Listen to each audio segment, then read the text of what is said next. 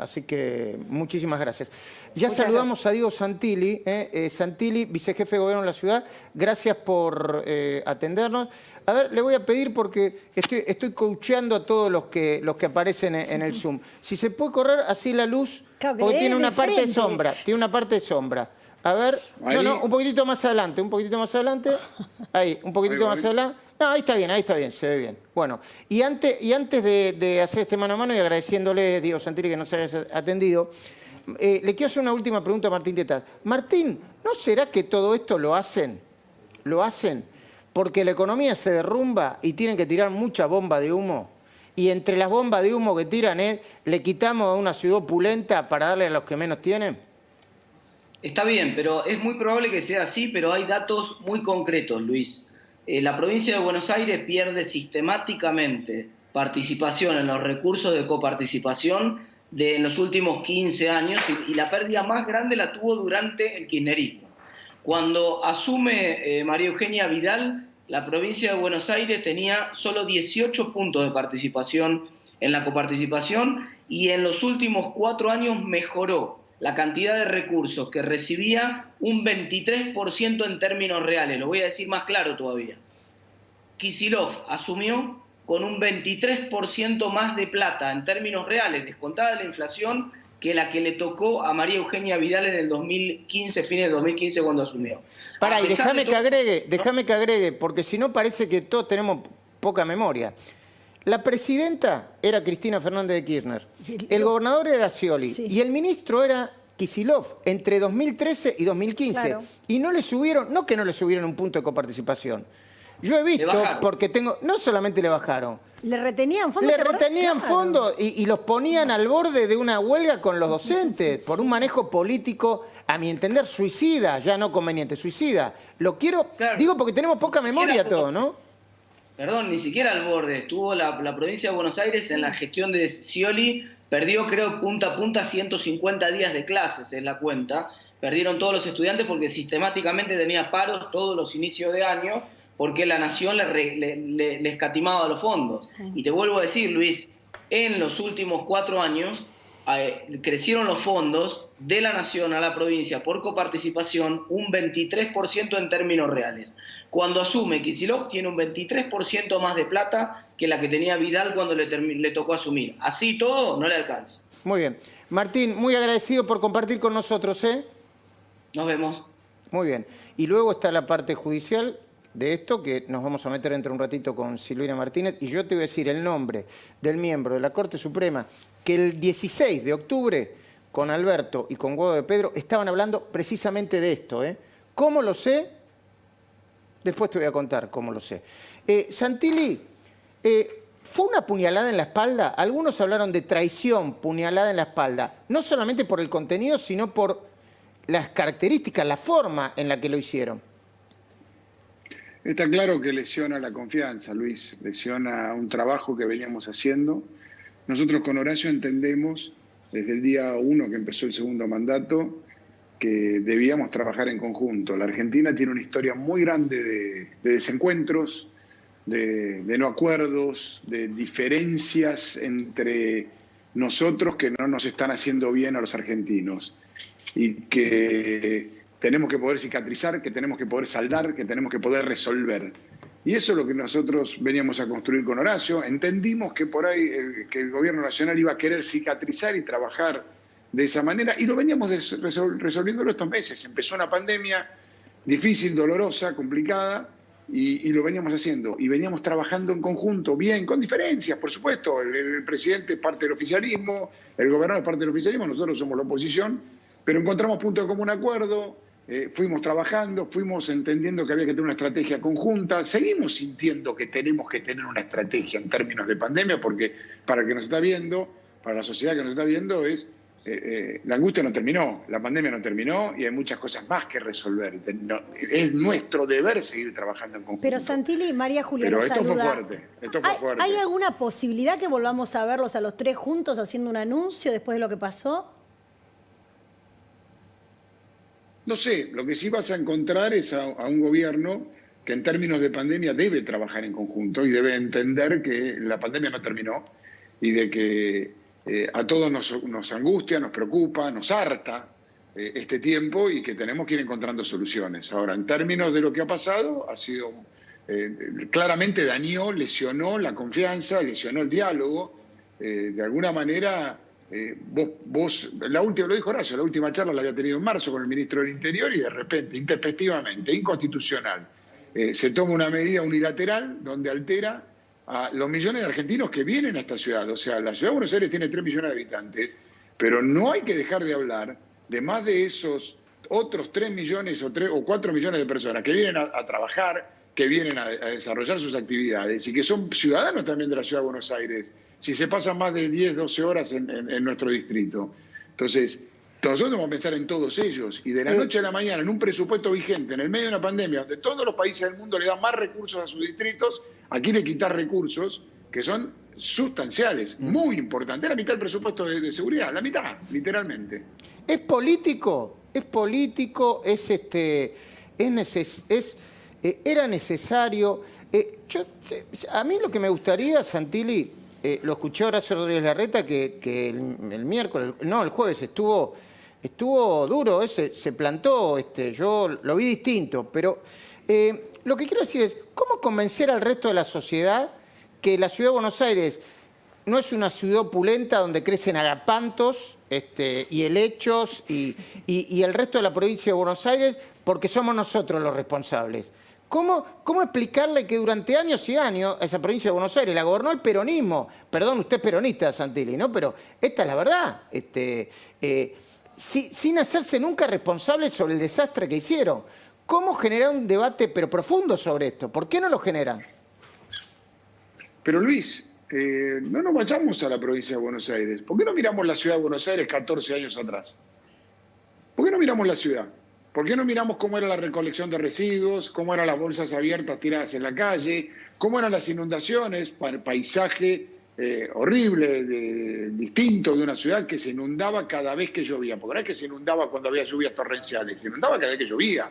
Pregúntenle al comerciante de bazar que está ahí en Pacífico lo que le pasaba, cuántas veces perdió. Pregúntenle a los vecinos o a las familias que perdieron no solo los temas materiales, sino fotos, recuerdos, historia de su vida de pequeños. Entonces, la ciudad de Buenos Aires no era una ciudad, la ciudad de Buenos Aires era una ciudad que tenía muchos problemas y que nosotros vinimos y después de 12 años de planificar, de tener una economía sana, de tener una administración sana, austera, que invierte, que cambia el gasto por inversión, que focaliza su cabeza en los temas centrales de la ciudadanía, como es la educación, como es la salud, como es la seguridad, pone su foco allí, trabaja, invierte, va cambiando, porque falta un montón de cosas por hacer, va cambiando paulatinamente el accionar. Entonces miremoslo desde allí. Entonces lo que hay que hacer no es nivelar para abajo, lo que no hay que hacer es quitarle a uno para darle a otro, o sea, transferir el problema a un lugar al otro. Santilli. Esas son las cosas que hay que hacer. En todo caso, sentémonos en una mesa, veamos cuáles son los problemas que son reales, en las que todos tenemos que por ahí poner un poco, pero una cosa es poner que todos pongamos un poco y otra cosa es que le saquemos a uno para darle a otro. Y digo, sentémonos en las 24 jurisdicciones y busquemos una ley nueva de coparticipación que a todos les dé, porque Luis, y ustedes lo saben, está Martín por ahí, la ciudad de Buenos Aires genera el 22% del Producto Bruto Interno de nuestro país. Claro. Y recibe el 3,5%, incluyendo el traspaso de la policía que antes pagaba a la Nación y que ahora pagamos los vecinos de la ciudad de Buenos Aires. Entonces, Santilli, le hago la misma pregunta que le hice a Patricia Bullrich. ¿Qué opina de la columna que se conoció hoy, que se publicó en La Nación, de Mauricio Macri? Porque, según dicen algunos, provocó alguna incomodidad en cierto sector de Cambiemos y del PRO en particular. ¿Esto es así? ¿Cuál es su visión? No, nosotros respetamos la libre expresión. Si hay algo que hemos luchado y que luchó el gobierno que condujo Mauricio Macri fue por integrar a Argentina al mundo, por la libertad de expresión, por la libertad de prensa, por la institucionalidad de todas las instituciones que implican nuestro país. Entonces nosotros tenemos que respetar eso y que cada uno pueda expresar lo que piensa y siente. ¿Pero le gustó la columna? Y nosotros... Es la columna, es una columna que expresa el dolor o el esfuerzo que realizamos durante 12 años, donde el anterior jefe de gobierno fue Mauricio Macri antes de ser presidente, donde tuvo 8 años dificilísimos para poner la ciudad adelante, Y esa expresión es la expresión de él, la que él también fue jefe de gobierno 8 años, la de un presidente que ha abierto la institucionalidad y el respeto a las expresiones de cada uno de nosotros. Santilli, quiero, después voy a volver a lo político, pero quiero plantear algunas cuestiones vinculadas con el COVID. Hoy hablamos con Federico Andajasi y me decía, che, Argentina está cada vez peor. Yo le decía, a ver, dame los números por lo que está cada vez peor. Dame los números, a ver. Sí, bueno, hay números muy... Estamos entre los 5 países, por ejemplo, con mayor gravedad de casos y con internados en terapia intensiva. Ojo, que esto también puede ser estacional. Pero está muy complicada Argentina, desde el punto de vista sanitario. Los muertos, estamos bien en muertos por millón, pero en cantidad de muertos ya estamos... a ver, es una cuarentena interminable que arrancó muy bien y después se fue, yo diría, desdibujando y complicando, ¿no? A ver, definitivamente arrancó bien en términos de que nos permitió prepararnos para ellos. Para tomar dimensión en la Ciudad de Buenos Aires, la Ciudad de Buenos Aires tenía 150 camas de terapia intensiva. 115 que eran de cama de terapia intensiva propiamente dicha y otras 35 entre panic room, shock room, que son las otras habitaciones que uno puede tener de terapia. Nosotros pudimos construir 450 nuevas de terapia intensiva, más 1.500 para internación de COVID moderado. Todo eso no es solo comprar la cama, el ventilador, el monitor, no. El respirador. Es el terapista, el médico de terapia intensiva, la enfermera, todo lo que implica poner en marcha la salud. Bueno, lo pudimos hacer, fue un trabajo de mucho tiempo, fue un trabajo no sencillo. Bueno, lo que nos pide la gente ahora a nosotros es el equilibrio, esa balanza que haga que vos puedas respetar también a aquel que tiene la necesidad de trabajo. Cuidar el trabajo de la gente. Yo venía para acá hoy, había mucha gente, muy respetuosa del distanciamiento social hasta donde yo vi, toda con barbijo, mucha gente con necesidad de salir a la calle en un lindo día. Hay una pulsión de vida que se tiene que hacer. Ahora, yo escucho a Quirós y sí, bueno, esto es la vida. La vida, hay que cuidarse, no hagamos locura. Ahora, escucho a Goyán en la provincia de Buenos Aires y dice, cuidado que vuelve el botón rojo. Es como que todo el tiempo me están retando, no sé, me ahogan, me quieren hacer chachás en la cola. Son una persona grande nosotros, en general, digo, ¿no? No se trata, Luis, no se trata de chachás a nadie, se trata de apelar a la responsabilidad de todos. Si hemos llegado hasta acá todos estos días, es por la inmensa responsabilidad de todos los ciudadanos que nos están escuchando y viendo, que han puesto el cuerpo, que se han bancado, el cansancio, el agotamiento, el hartazgo. Cansancio, agotamiento, el hartazgo de todos estos días. Y las consecuencias económicas, claramente. Yo les decía recién el balance. ¿Cuál es el balance? Y hoy tenemos que cuidar a las pymes. Hoy tenemos que generar trabajo, que es la única manera de salir. Nosotros tenemos que, de una vez por todas los argentinos, salir de los planes para ir a trabajo genuino. Claro. Tenemos que reconvertir 1 o 2 millones de personas hacia la fuente laboral y todos los millones de personas que podamos para que tenga con el fruto de su sacrificio, pueda llevar el pan a su casa. Y eso es lo que tenemos que hacer entre todos. Ahora, yo creí y sentimos que la manera era construirlo de esta manera, con el diálogo, buscando consensos, no estando de acuerdo en algunas cosas, estando de acuerdo en otras. Esto golpeó, esto te lastimó, claro. Esto dañó esa confianza que se estaba construyendo. A ver, Santilli, yo le voy a pedir un poquitito de paciencia porque le vamos a mostrar un informe muy completo y muy sustancioso de un par de minutos. Lo va a presentar Agustina Girón. Es en base a un dato que publicó Border Periodismo y que es una especie de cuello de botella sobre los resultados de los testeos que hace que cerca de 83.000 argentinos todavía no sepan si tienen COVID positivo o COVID negativo. Y una vez que lo miremos y lo escuchemos juntos, Diego, usted me puede decir cuál es la alternativa para salir, por lo menos desde la ciudad, de este cuello de botella, ¿sí? Perfecto. Agustina Girón, buenas noches. Buenas noches, Luis. Buenas noches a todos. Efectivamente, como vos lo mencionabas, parte de una investigación de Border Periodismo de nuestra compañera María Julia Oliván. Y el dato es preocupante. Hay casi 83.000 hisopados que todavía no fueron analizados por distintas consecuencias. ¿Por qué? ¿Y cuál es el riesgo que conlleva esto? Miren este informe.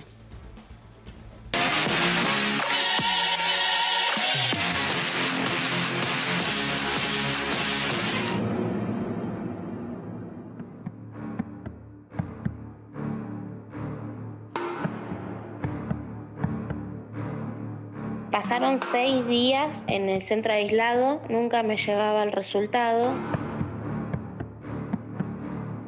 Ya habían pasado casi 2 semanas y no me llegaba. O sea que si yo lo hubiera tenido, ya me lo hubiera curado sin saber si lo tenía o no. En el medio de la crisis por la pandemia, muchos señalan la falta de testeos como uno de los principales problemas. Sin embargo, a ese tópico se le suma la enorme cantidad de hisopados que todavía no se analizaron y las más de 80.000 personas que hoy, después de semanas, todavía esperan por sus resultados. Tenemos 2 problemas. No hay test, no hay material para procesar, para hacer PCR o los otros test, y tampoco hay cantidad de personal, gente de laboratorio, bioquímicos y técnicos de laboratorio, para poder procesar la cantidad de test que necesitamos hacer. A veces hay tantas muestras que no tenés gente para procesar ni laboratorio. Y si se demora, la persona sigue adelante y por eso contagia. Hace 6 meses que estamos, nos dijeron que nos iba a clasificar y a robustecer el sistema de salud. Eso no ha pasado claramente. El ministro pensó que no llegaba el virus acá, no compró test y no compró el equipamiento necesario para procesar los test. Soledad, ¿qué fue lo que te pasó a vos con el testeo? Me llevaron a un centro donde hisopan, que pasaron 6 días en el centro aislado y nunca me llegaba el resultado. La anomalía que encontramos en la base de datos es que hay muchos casos que ingresan como sospechosos a la base de datos y nunca obtienen un resultado. Es decir, quedan en un limbo que no llegan ni a confirmado ni a descartado. Si esos casos fueran positivos, nosotros sabríamos obviamente que tenemos más diagnosticados. Pero si fueran negativos también es importante. Así que en definitiva, en el mejor de los casos, lo que tenemos es una positividad exagerada. En el peor tenemos un montón de casos confirmados que nunca fueron registrados o que no se pudieron registrar. Lo que me venía pasando a mí es que yo el día viernes 21 había empezado con síntomas. Levanté fiebre, tuve dolores musculares, tuve dolor de garganta, tuve varios síntomas. Traté de ser lo más responsable que pude. Digo, bueno, voy a hacer el hisopado acá al SEMA, Centro de Mar del Plata. Nunca me llamaron, de hecho mandé muchas veces mail y llamé yo al 147, pero ya habían pasado casi 2 semanas y no me llegaba. O sea que si yo lo hubiera tenido, ya me lo hubiera curado sin saber si lo tenía o no. ¿Cuántos testeos todavía no tienen resultado en la Argentina? Al 1 de septiembre, a nivel país había 82.233. De estos 82.000, 51.000 son de la provincia de Buenos Aires. ¿Qué sentiste durante todos esos días, esos casi 15 días en los cuales estuviste pensando que tenías coronavirus, pero sin saber efectivamente el resultado? Me sacaba el sueño de no poder dormir tampoco por el tema del trabajo, también por el tema de no saber si lo tengo yo o no, por mi salud. Ya hay muchas personas que están con la misma queja. Fueron muy difíciles, porque yo tengo 3 hijas y mi mamá acá reangustiada. Fue terrorífico porque vos no sabes si volvés o no. Antes de ayer mi compañero falleció y el día que falleció le dieron el resultado que era positivo. Tristeza, ¿no? El compañero de la chica falleció y además mucha incertidumbre. ¿Cómo se puede acelerar esto para que no haya cuello de botella, por lo menos en la ciudad de Buenos Aires, Diego Santilli? En la ciudad de Buenos Aires no tenemos cuello de botella. El sistema está funcionando, tenemos muchos testeos diarios. Por ejemplo, el día de hoy hicimos 4.518 testeos. Vos tenés de los 282.000 testeos, 40% te dio positivo, que es el número que vos estás rondando en 110.000. La Ciudad de Buenos Aires tiene un trabajo cotidiano preparando cada uno de los hospitales públicos para que tenga, no todos, pero la gran mayoría de ellos tienen laboratorio y tienen una operación adecuada. Y además de todo ese testeo que vos ves de PCR, también le hacemos el testeo a cada uno de los médicos y médicas, a todos los trabajadores de salud, a todos los trabajadores ejércitos y a toda la policía. Y eso lo hacemos cada 7 días en el marco de los trabajadores de salud y 10 días la policía.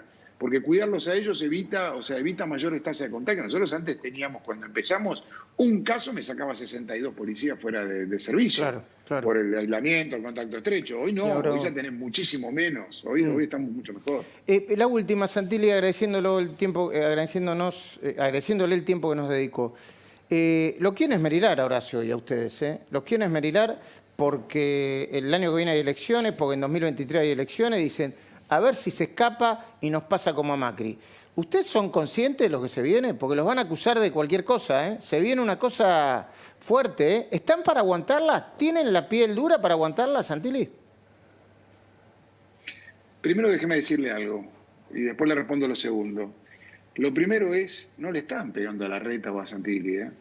Si esa es la intención, están lastimando a 7 millones de argentinos que duermen, que viven y que vienen a trabajar y a desenvolverse. La ciudad de Buenos Aires es una ciudad solidaria, que recibe el 3,5% y genera el 22% del PBI. Es una ciudad solidaria donde te puedes venir a atender a los hospitales públicos, casi el 50% de la atención ambulatoria no es de vecinos, o sea, es de vecinos que no son de la ciudad de Buenos Aires. En las camas de terapia intensiva, hoy, Luis, hoy, de las 75 camas, son de vecinos que no son de la ciudad de Buenos Aires. Es decir, el más del 30%. También lo pasa en la currícula escolar. Es una ciudad solidaria Buenos Aires, abierta al resto de nosotros. Bueno. Y es lo que tenemos que seguir. Como siempre, tenemos que seguir estando como siempre. Nosotros... No, está complicada la comunicación. Vamos a pedirlo porque no se entiende bien. Igualmente creo que respondió la mayor parte de las cosas, ¿eh? Le mandamos un saludo y un agradecimiento. Bueno, ¿quién fue la persona que dijo se viene la rebelión del